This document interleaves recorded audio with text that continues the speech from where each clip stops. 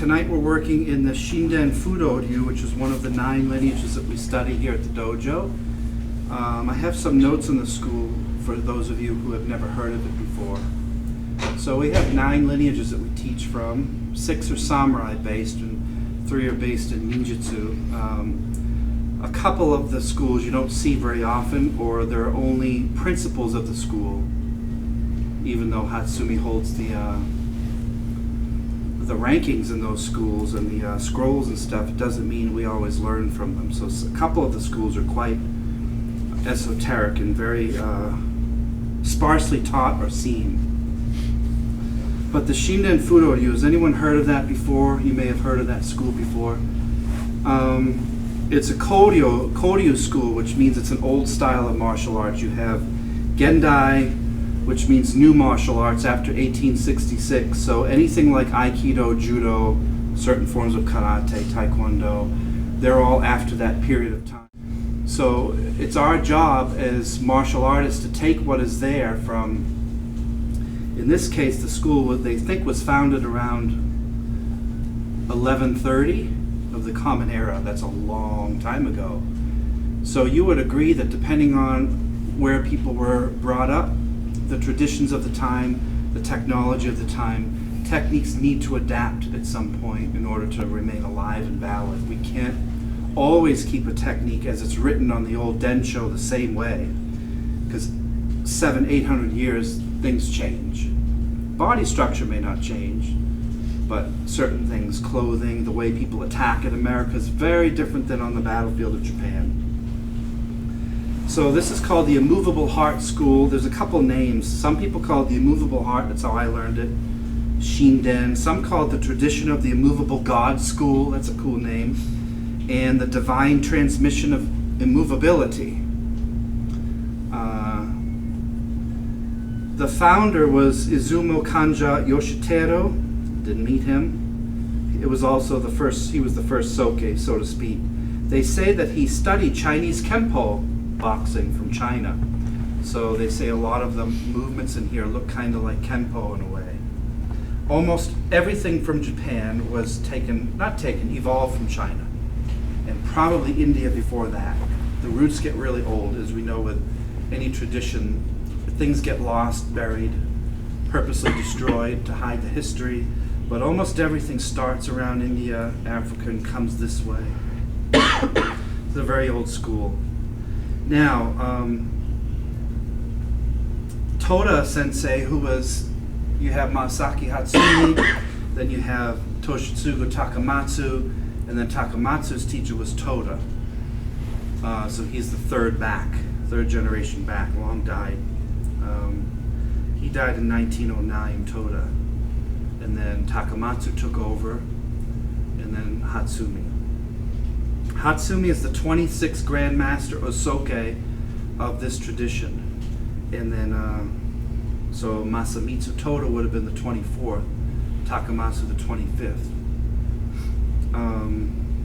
Now in 1891, when Toda was in charge, he wrote 5 precepts of the school that he believed were philosophical points that all should know who study under his dojo. And they are as follows. So listen to these, see if they apply in modern life. He wrote, the 5 rules from the Shinden Fudo Ryu Densho, the scroll, say that, number 1, know that endurance is simply a puff of smoke. Endurance is a puff of smoke. I think he meant the law of impermanence. Know that the way of men is justice. Men meaning women as well, of course, is justice. Number 3, forget the heart of greed, comfort, and be self-sufficient. So this school is all about being self-sufficient and forgetting about greed and comfort. It was really a school about nature. So read in Tooth and Claw, nature's very cruel. There's no really morality in nature itself. Things will eat what they're hungry for. So as human beings, we have to develop this morality.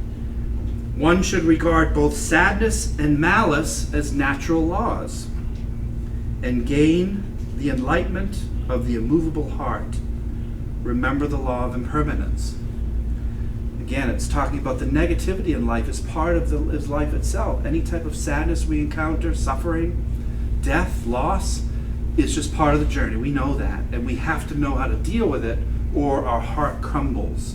If you want to have an immovable heart, you need to know that evil and good are equal in the world, and we have to know that both exist. And how do I handle that when it happens?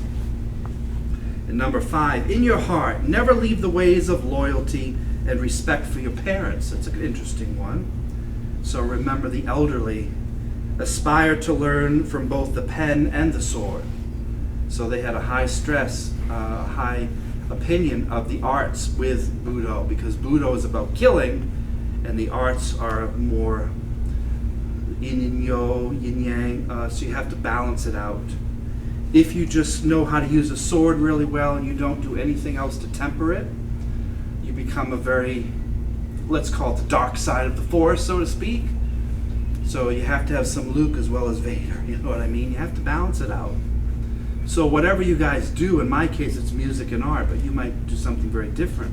You might garden, or you might walk in the woods, spend time with your children. All these are softer arts that they say are necessary to temper the warrior's heart. Or you can become corrupt and evil. And knowing that death and stuff are around, and how easy it is for us as trainers to take a life, we have to know how to have compassion and mercy for those who we may take a life from. So whatever you do, don't forget to temper your warrior side with a soft feminine side as well. It has 2 styles of taijutsu. One is Daken taijutsu, which is like karate striking, and then the other is called Jutaijutsu, which is more about, it's like the original jujitsu. It's about throwing and grappling and stuff. However, Daken taijutsu does have kicking and joint locks in it. The school is broken, they say, into 3, not 2, but 3 sections. One of them is actually called Shinden Fudo Ryu Genpo. So that's the old Chinese style, I think. And then the Jutaijutsu, the Daken taijutsu are what we teach at this school. We teach more Daken taijutsu than Jutai, but we teach them both. But there's a whole books and sections on each. The Daken taijutsu part of the school has a total of 28 techniques in it. You have the Ten no kata, which have 8, the Chi no kata have 8 katas, and the Shizen no kata have 12. So it's 28 katas. Now you might say, well, that's a lot, or that's not a lot, depending on your mindset. That's enough for a lifetime to know 28 techniques. That's enough. We could stop everything else we teach and just do that for the next 50 years and never master it. But then you have the other side of the school, which is Jutaijutsu, and there are 35 techniques in that one. So that's a lot. It's not the largest school. I think the Takagi has way more. But this one's a cool.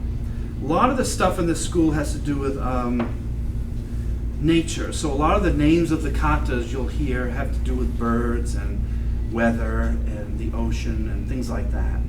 So Shizen, there's no kamai, there's no stances in the Daken taijutsu section. There's no kamai.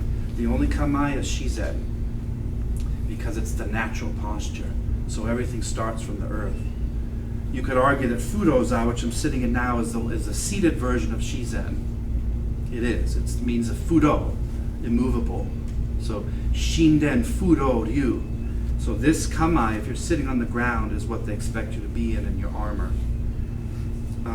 Now the other one, the Jutaijutsu, has 5 kamai. Fudoza, Hirichimonji, Seigan, Katate, and Shizen are the other one. But for tonight, we're only going to work from Shizen, because we're working in the Daken taijutsu part, okay? Now the school also focused on a couple of weapons. They used Hojojutsu a lot, which was when they had rope and would restrain you. So you might have seen this in anime stuff. You know, someone has a lasso on their belt. They get you in a kata, they put you on your belly, and they kind of hog tie you up so you can't get out. That's Hojojutsu. It's a very obscure art. I don't know much about it. I only know about 4 knots. That's it. And there are many people more expert than me on that. I don't know much about it at all. So I don't teach Hojojutsu here. I did a Hojojutsu seminar in the 1980s with Mr. Hayes in New York. In Cornwall and the Hudson, New York. This is actually the brochure for it. We did some Hojojutsu back then. But other than that, I haven't seen anyone teach it. The weapons that they focus on are the yari, the spear. So the yari we have there, that would be one of the main weapons in the battlefield. The ono means war axe. It's a giant two-handed axe, like something a dwarf would carry. And they used it to crush through armor or to break down castle doors and things. They're very unusual. I've only seen a couple in my lifetime, and they were replicas. I'm sure if you typed in ono, other than video games, you're going to get old axes from China and Japan, huge ones. They're super heavy. The osuchi, which is the big war hammers. So again, we're getting into kind of Dungeons and Dragons type stuff. Big war hammer. Imagine a big dwarf with a war hammer. They would use these in battle to crush through this stuff because blades didn't work as well. So imagine just being a can of tuna and having a sledgehammer and hitting it, and you're in that can of tuna, you're in trouble. So they thought, hey, big hammers work well with armor. You can't kill him, dent him to death, right? And then they had the nakatachi, which is the middle long sword, the odachi, the large swords, iaijutsu, jo, the stick, and the naginata were all primary weapons of the school. The secret principle, they said, of Shinden Fudo Ryu is the principle of nature. Remember that you and nature are one. And that's why I encourage us all, and I think most of us do, be one with nature. Hike. Anytime you hike, you decompress. When you get one with nature, if you have a greenhouse, if you have a backyard, if you do flower arranging, or you have a garden, you instantly de-stress. Do you know what I mean? It's just, even mowing your lawn can bring about a stress relief. So being one with nature is part of Shinden Fudo Ryu. Their training methods had to do with the forest a lot. They would use bamboo to train. So they didn't have targets like we do. They would have, you'd kick a tree for an hour, and then you'd try to do a ganseki nagi against a piece of bamboo. Then you'd rip the tree bark with your fingers to develop your shakoken, and you'd headbutt things to get your head solid. So they would go out into nature. That's all they had back then. Any questions on this school before we get into the physical part? I just wanted to give a little bit of history on it so that you know this is a rich martial art that we do. The reason I left other martial arts is because they didn't have the depth this has. The other arts were good. I love them all, or I wouldn't have stuck around for 15, 20 years in each one, but I find that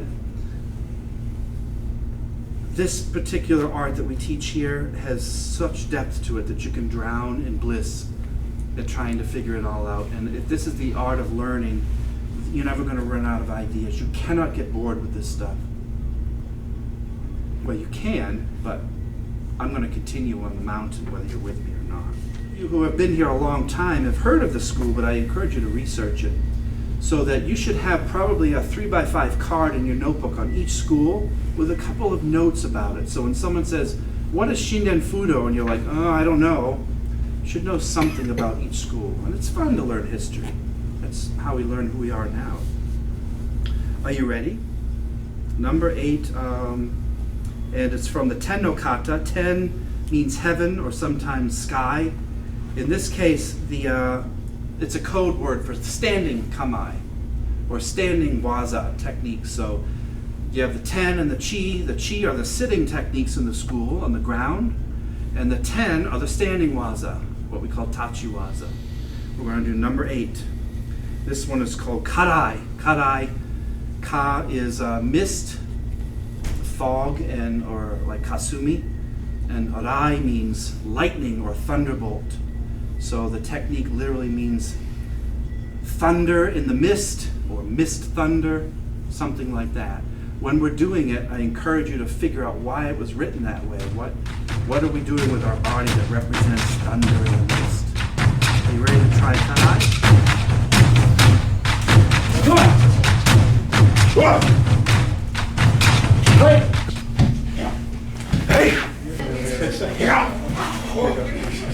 Ka and arai.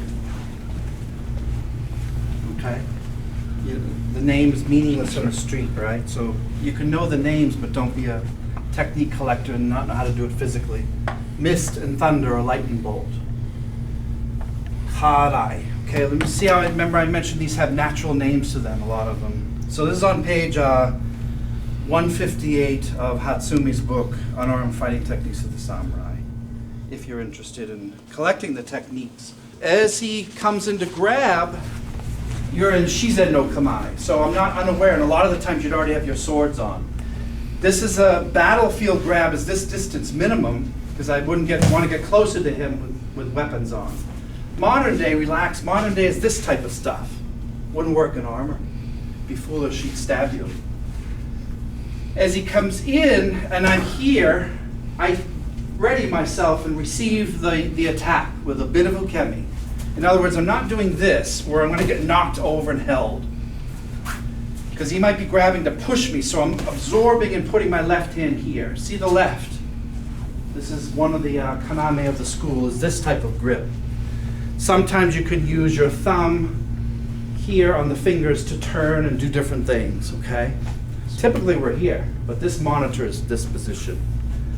It's one and you hit here with a hard hit to the suigetsu. Suigetsu is basically the solar plexus area. Sui is water, getsu is moonlight. So the idea, the joke, not a joke, but I was taught this, that you hit them so hard here that they see the reflection of the moon in a puddle. Hence the name water moon or moon water. So he can see the reflection of the moon in the sky, because I'm making him vomit and breaking his breastplate. So it's one, slide left just a little bit, because that might be coming next. Here, sink, slide a little bit this way, right fudo, here. Another slight variation is your arm stays relaxed like chino kata, and I hit with a back fist, or my armor here, the kote. Other side grabs. One, so you can see though, if I'm loose here and I'm just using the Shinden Fudo, it's here. If it's armor, a little bit more of a swing, a pendulum, it'll still knock the wind out of him. Another variant is of course here. Here, hitting. Enough so that you can see his face in the moon. Okay. People ask when they grab you from here, is it better, it's a great question, is it better to hold your hand like a superhero? It's like some sort of Thorian attack here, arm bent. Many of my teachers argued that the punch power comes from the feet and the legs, and they say that the opposite leg has the power of the opposite hand. Therefore, my right strike is going to be based on my left foot. If you see, when I step with my left foot, I enter his space.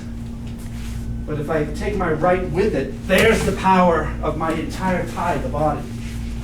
It's not, I don't want to say it's wrong, especially in a modern day, to come like this, but I don't have the reach. If I use my hips like karate, it's not wrong, but look where my face is.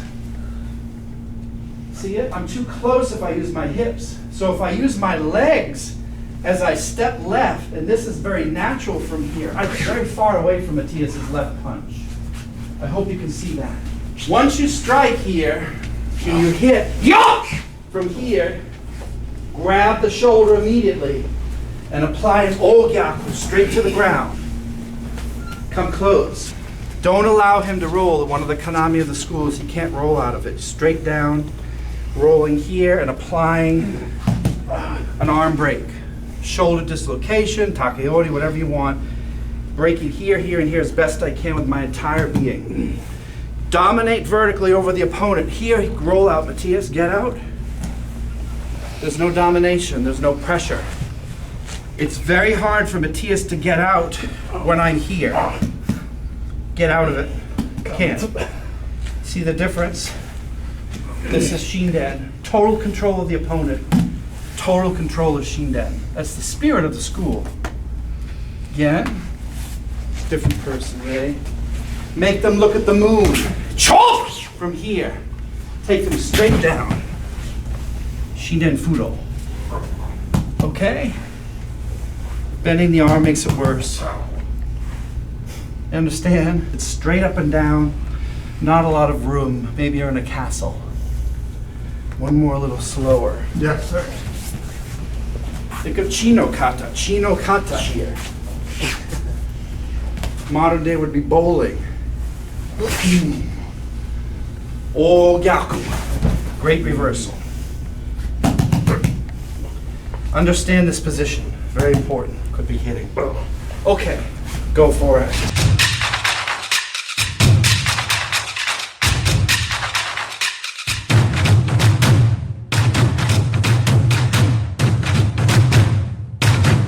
Much stronger at the core of your body than that here. Joel says it. Perfect.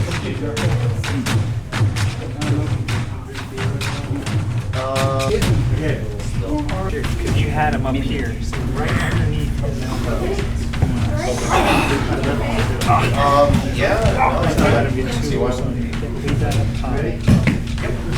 That's awesome. Let's go down. But if it doesn't fit, you want to scoop and kind of pull it in and keep it straight and lift it here. This is like a scoop back. If it does that though, that's awesome. Because he'll tell you that's worse. This is kind of a pain compliance. This is it gets you here, it gets you here, it gets you here.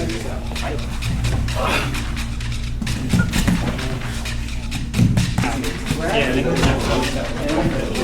Boom!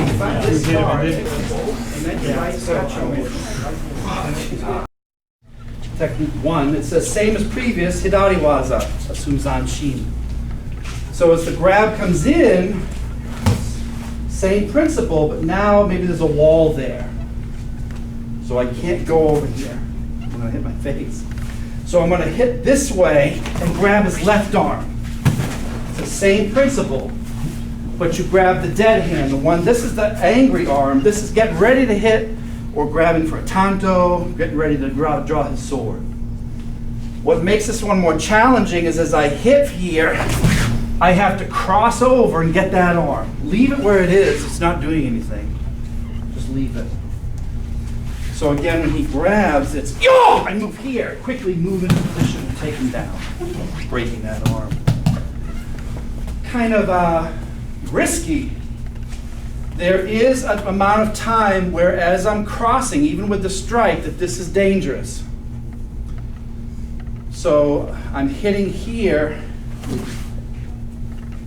Suigetsu, immediately taking control with whatever I can, somewhere kicking and doing something. Most people, good fighters, keep their hands up, bad ones keep them down. Ray kept his up, but it wasn't really stiff. It was there. Why? Because he was experiencing pain. One more time. So it's 1, 2, crossing over here. Taking him down into position. Grab comes in. Uragata ni. Shizen as he comes in from here. Ooh. So we have ichi and ni. As he comes in on this one, I fold the arm here. Immediately fold it and turn him. It's a cool movement. It works with many judoka here. Folding this into a choke. Breaking from here. Is it kind of like Musha? Kind of. You're pulling a bit of a musha. So as he grabs, I fold this and move behind him. Sankaku jime. That's quick, be careful. The counterpoint, look. He hooks himself onto me. Modern day, what is he going to do? He's going to pull in. As he pulls to punch, I shift here. Let that go where it wants. He punches. Oh, just hit. Just hit him before he hits you. Here. Breaking the neck. Be careful. Understand the movement. Here. Doesn't have a lot of power with the spine bend. Wait, so on the choke, do you just go on the side of him or behind him? You actually do the choke? Yes, both. When you grab, she goes to punch. I shift, go behind, catch here. And choke out, okay? Shinden. Try it out, it's really cool. Then I think that the name of this, Karai, if you think about your fist, the Fudo Ken, a movable fist, as a thunderbolt or a strike of lightning, if there's a fog, he grabs, we're in a fog, and this fist comes out of the mist and hits him where he can't see it. It's literally a hidden fist. So from this position, he probably thinks I'm going to be here and doing all this junk up here. No, it's from here, and there's the misty strike. He just got struck by lightning, and then by the time he blinks, the lightning bolt takes him to the ground. I pull Matthias. We're in 3 feet of fog in a Japanese mountainside. As he grabs, and I move. My family is the immovable school of Fudo. I strike from the mist, and then I move down into the thunder. And all of a sudden you see 2 warriors disappear into the mist, and only one comes out alive. Thank you, Mr. Hilpert. Thank you, friends, we're done.